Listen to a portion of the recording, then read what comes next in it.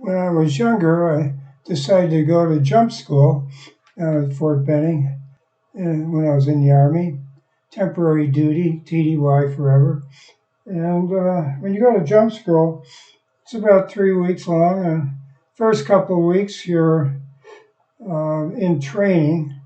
You're doing a lot of running, uh, push-ups, NCOs harassing you all the time, jumping out of 34-foot towers.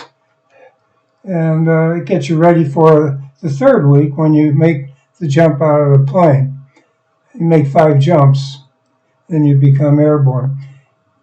No longer a dirty leg, but you get your airborne wings. I remember the training was really good. The NCOs are really good.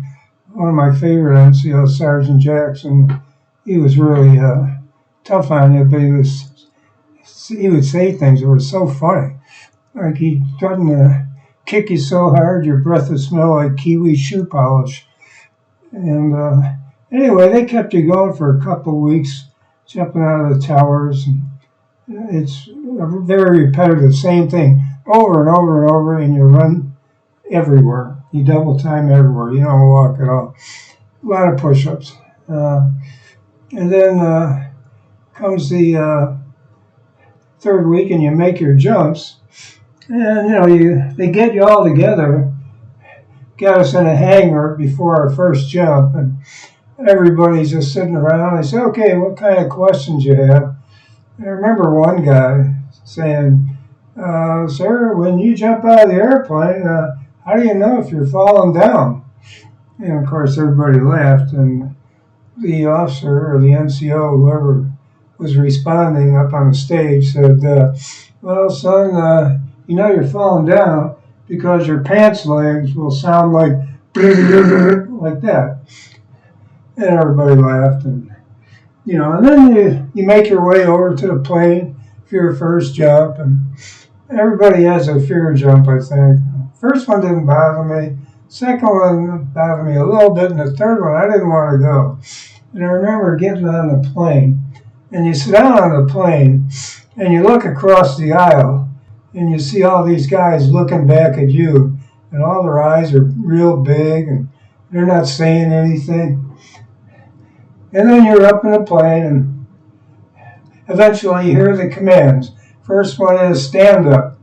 And everybody stands up, then hook up.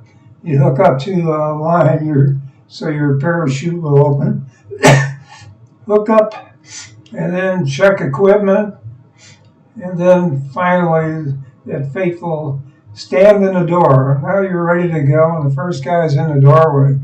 If you're the last guy in that plane, by the time you get to the door, you're running as fast as you can, trying to keep up, because they start jumping really quick. Anyway, when you jump, they have smoke barrels in the field below, and the smoke barrels are meant to help you know which way the wind is blowing. So you can pull and adjust your chute with the risers so you don't get dragged across the field. So I looked down and I saw the smoke and I thought, okay. So I pulled a couple of the risers and I thought that was right. And then I thought about it and I said, nah, those might be the wrong risers. So I let them go. Now, I was told later, you're not supposed to just let them go. You're supposed to let them ease up through your hand slowly. And when I let them go, it caused my body to swing back and forth like a pendulum.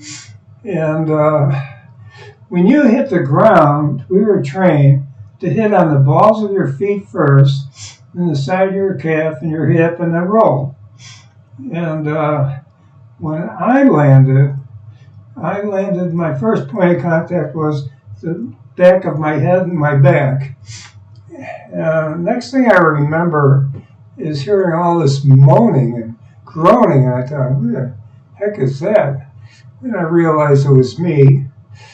And then I saw like a cloudy image standing over me, and I thought I heard him say something like, "You okay, troop?" And I just kind of grunted and groaned and He said, yeah, he's okay. And he walked away and left me there. So I packed up my chute and walked off the field. I think that probably was my third jump. And after that, I was no longer a dirty leg, but I was airborne.